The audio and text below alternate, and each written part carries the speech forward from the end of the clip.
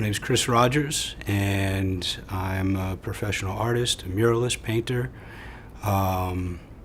and I've been creating my entire life, drawing as long as I could hold something to make a mark. But I didn't start painting until I was 17, going on 18. I went to prep school for a couple of years up in Connecticut at Pomfret School.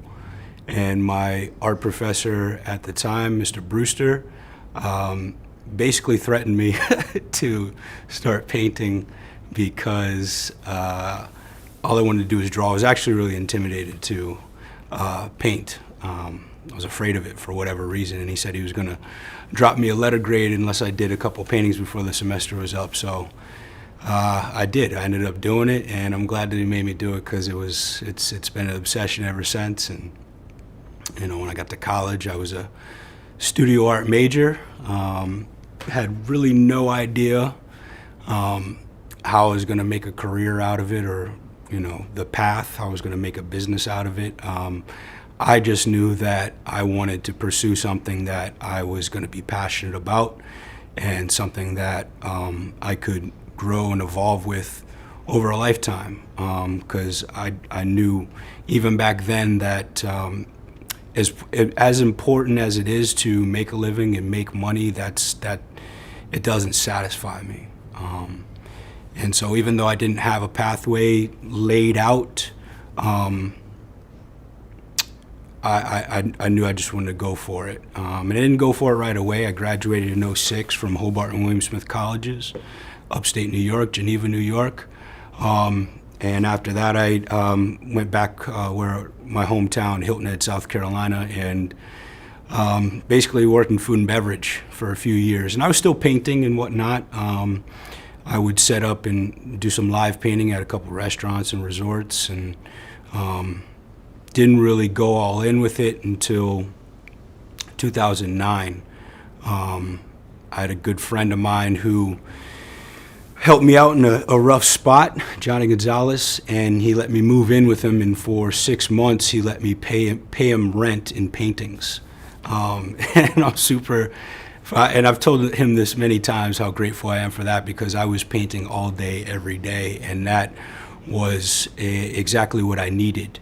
And when I moved out of there, I knew I wanted to move somewhere that had more of a scene, because Hilton Head, South Carolina is just a small island. It's a resort island. Basically, if you want to go on vacation or retire or work in real estate or work food and beverage, that's your spot. Anything outside of that, there's really not much going on. And I just knew that I couldn't fuel my own fire for too long. I needed to be around other people that were doing what they're passionate about, even if I don't care if it's churning butter. Like, if you're passionate about it, I feed off that. And so when I was looking for a place to move, I was looking for a smaller sized town that had a lot of creative people, live music, and there are a number of places that I was looking at, but Austin, checked a lot of those boxes. And so I moved out here in 2012 with no bearings at all. I just had a few $1,000s saved up, a little nest egg, and I would set up shop on the Drag or South Congress with my easel and some paintings, and just try to sell like that. And that was what I did for a year or so. And it didn't take off right away, but I was meeting people, and slowly got the opportunity to paint the side of a building. It was a gallery on East 12th and Chicon. It was called Romani Gallery at the time, and it wasn't a paid gig, but they essentially said I could paint whatever I wanted. And so I took it upon myself to do that. And that has essentially been my path, is to just continue to put my art out there, and any opportunities that came up, whether they were paid gigs or not, I would do it. And it's just been a slow build from there. Awesome. I love that. Would you say that throughout that experience that you kind of like came into your own as a creative professional, and that you kind of found yourself being more of like a vessel for like the energies that were around you. Mm-hmm. Can you kind of speak to that, like how you feel about your creative expression in the context of maybe like letting it flow, absorbing the energy, Sure. and then giving it back? Yeah, my creativity, like in the process of just painting as much as possible and putting myself out there, I had to, in order to keep my peace of mind, I really needed to define my own personal conception of success, because there's just this uncomfortable period, and they call it, artist being a starving artist. And there is a period of time where, I had $20 and I was spending $20 on food and, a little bit towards rent, and I don't know how this is going to work out. And what kept me moving forward through those periods was this notion that my success isn't anybody else's success. And I knew that the journey is where it's at. It's not about the amount of money that I'm going to make. It's not about the accolade or recognition. It's all about me doing what I'm passionate about and what I love. And that helped fuel me forward. And the biggest thing that helped me come into my own as an artist, and this is just my personal journey, was getting sober. I drank a lot in my teenage years, and definitely once I got to college, it took on greater proportions. And after I graduated, I was bartending, and the rest is history. But I ended up getting sober in 2014. I moved here in 2012, and I got sober January 2014, and that's been the biggest revelation for me, because the one thing that I needed to create myself, I was drowning every single day.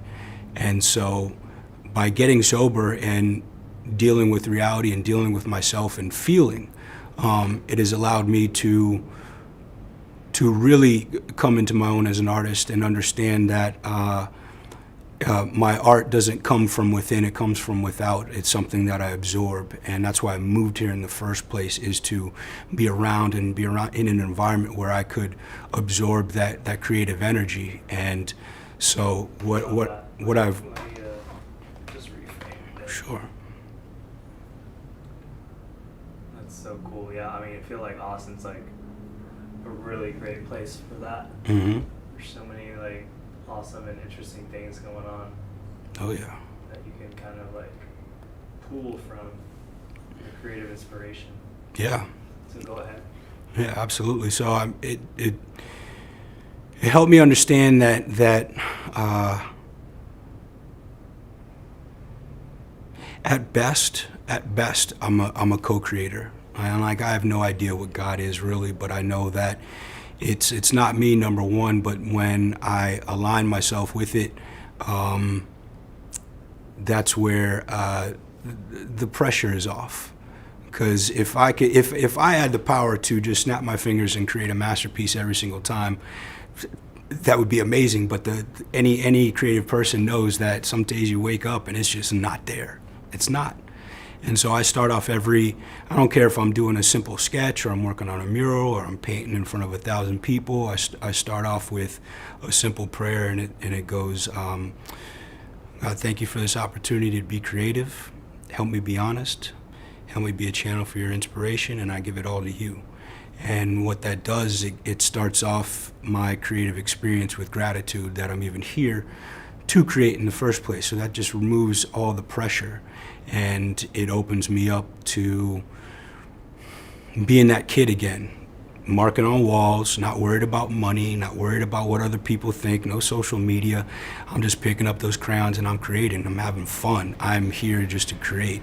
And so that's my mission. Every time I pick up a paintbrush or a pen or whatever, I'm creating from that child, that pristine place. That's my mission to get back to.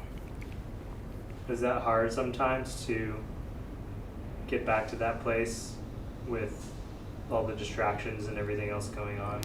And does that prayer or that saying kind of just help center you, bring you back to that? Yeah, that prayer really helps me in days that are good and some days that are really, really tough. And it's really hard. I mean, to not worry about money, to not worry about what other people think, or, you know, if someone's paying me to do a job, like, in and of itself, I'm already worried about how it's going to come, and that can be a distraction. That can prevent me from doing my work. So that simple little prayer and just practice and repetition really helps solidify that connection between me and, you know, that inner child, and it removes that pressure. How do you deal with self-doubt? Because I know as an artist, like, personally, like, sometimes, you know, get hired for a job and you're just like, I just don't know, I don't have the confidence that I can do this. Because, you know, I don't know, I mean, just like, that's hard, I think, for a lot of creatives, is like, how do you deal with self-doubt? And well, self-doubt is everybody feels it, you know, and for a long time I felt like I was the only one to feels it. And the fact of the matter is, I get nervous every single time. I got nervous before this interview. You know, it doesn't matter. And what I've come to learn about those feelings of inadequacy, or I'm not good enough, or, I mean, people talk about an imposter syndrome, is that they're just thoughts. That's all they are. And I think about those thoughts, again, like a scared child. Like, okay, if I were talking to a 5 or 6 year old version of myself, and he was having those worries, those same insecurities, how would I talk to that child? How would I approach them? Would I tell him to get his crap together? Would I yell at him, or I'd beat him up, or anything like that? No, I'd be patient with him. I'd be encouraging with him. I'd be inspirational with him. I'd get him back to this place where, hey man, just have fun. And so that's what I do with myself. And outside of that, it's just repetition. There's just been so many times where I've had jobs, I've had opportunities, and I let those feelings and those thoughts get the best of me. Maybe I didn't take a job because I was nervous, or I didn't think, I succumbed to those thoughts and those feelings. And that happened so many times that I got to this point where I was just like fed up with the fact that I, not the world, not anybody else, I was the person holding me back. I was the one that was preventing me from moving forward. And so I just got to a point where it was like, I don't care how nervous I get. I don't care if I fall flat on my face. If this whole thing goes awry, I'm gonna keep trying. And that's like the tipping point. And it's almost that point where you just stop not caring. I care, but I care more about, I'd much rather fail than not try.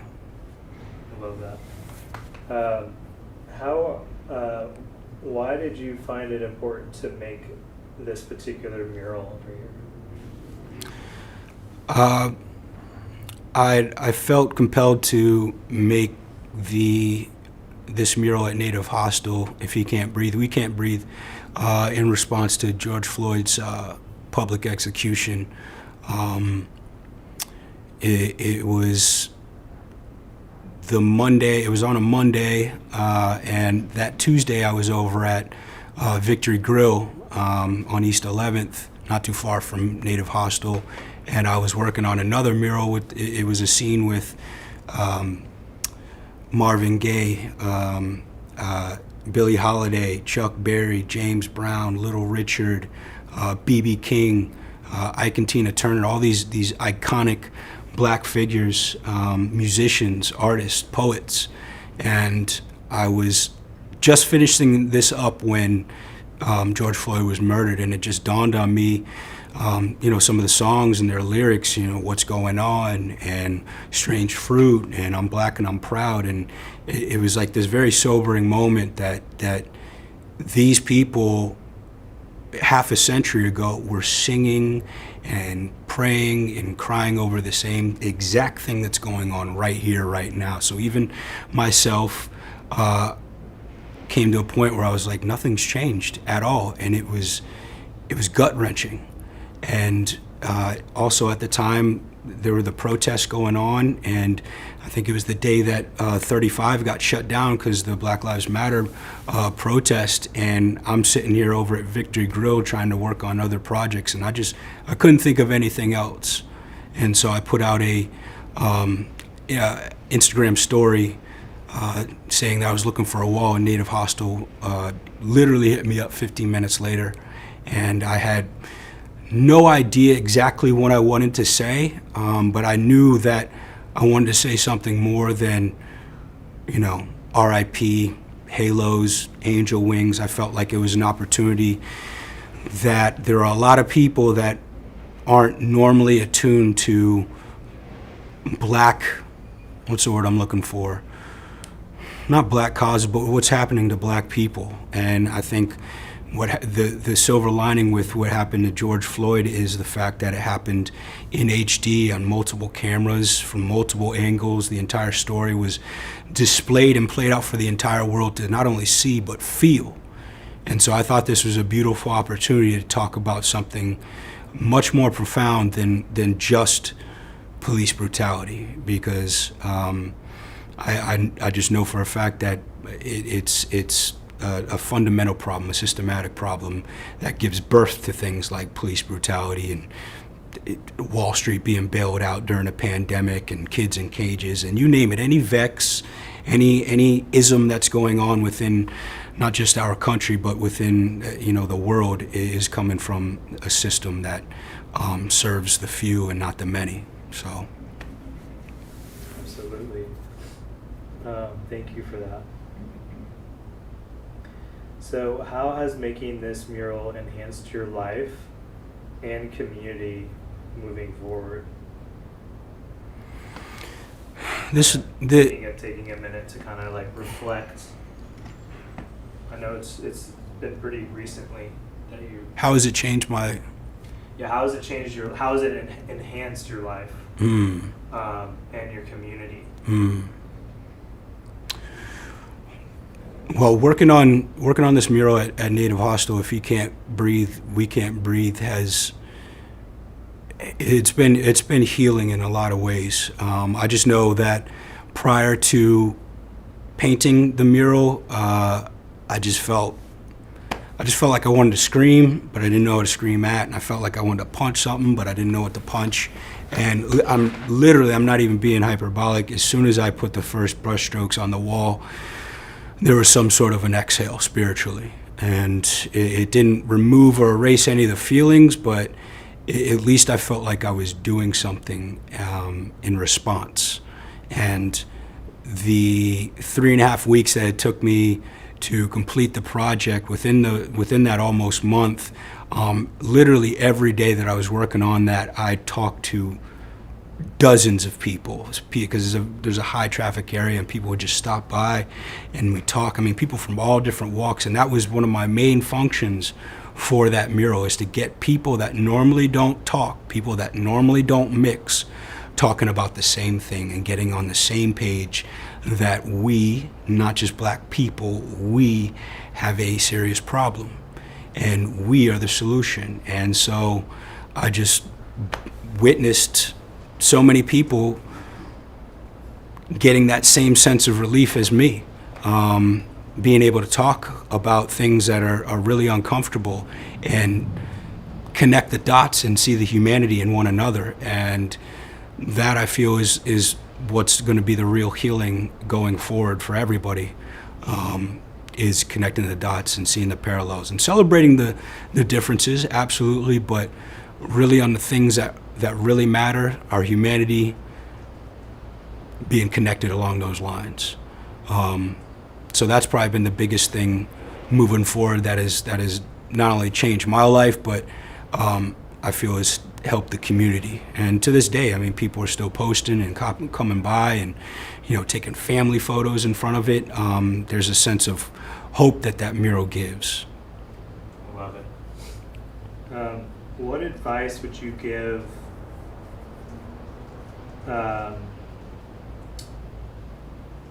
creatives who are just starting out in their career and in college, within the context of the pandemic, and kind of knowing what you know now and how it's kind of impacted people, and maybe it's made it a little bit harder for you to do art, or maybe it's made it easier, I don't know, but I guess kind of addressing that, and then,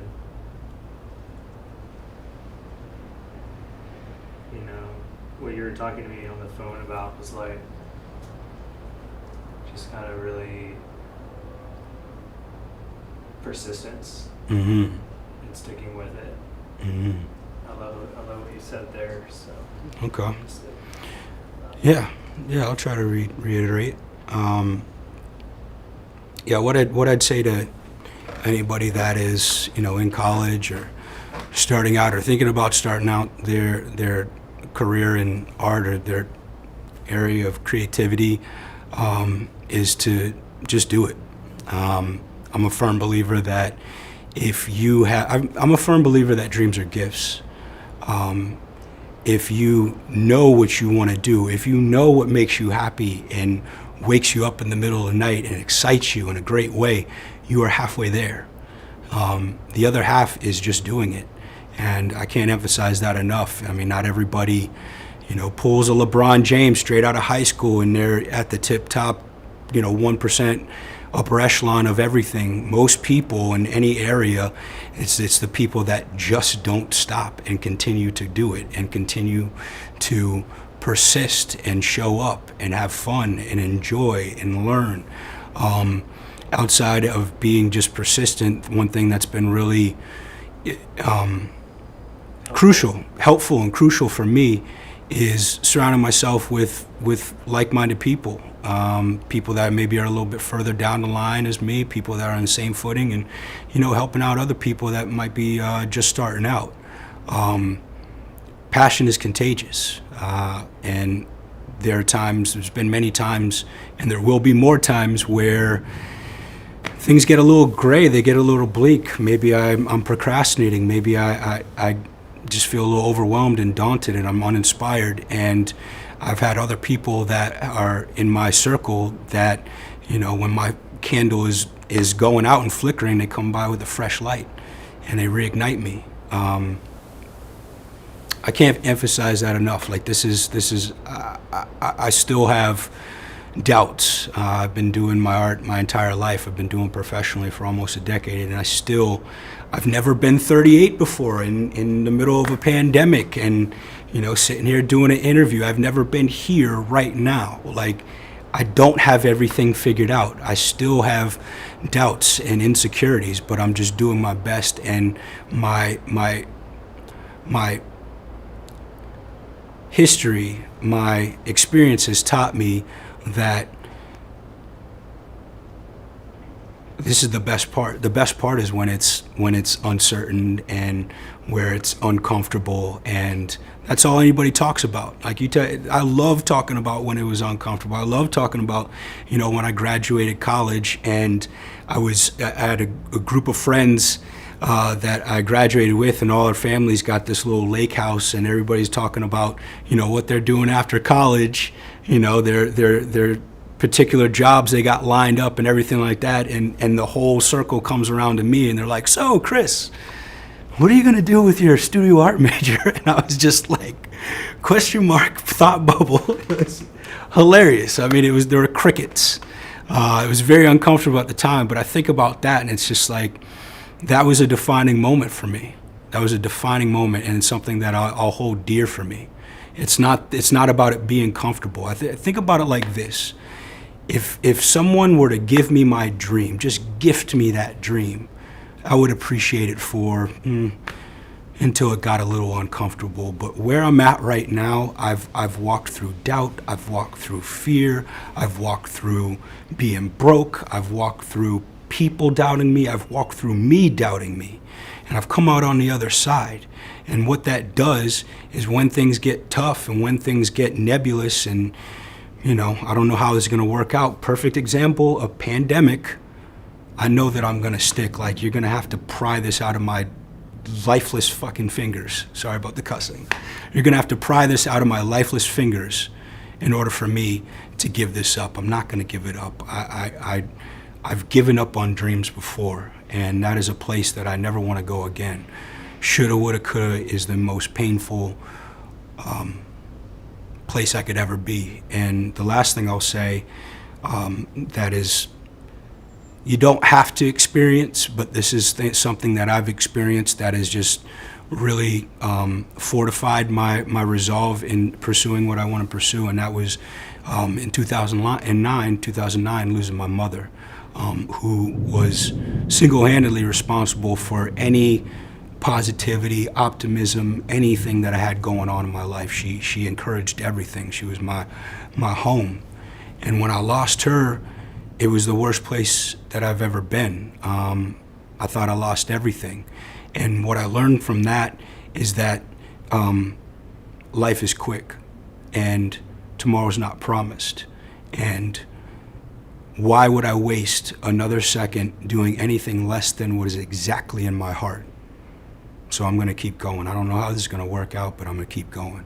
And it works out. It always works out for people that are persistent. So if you're just getting started with this thing, like I said at the top, and you have a clue what you want to do, just pursue it. Just do the next right thing and enjoy the ride.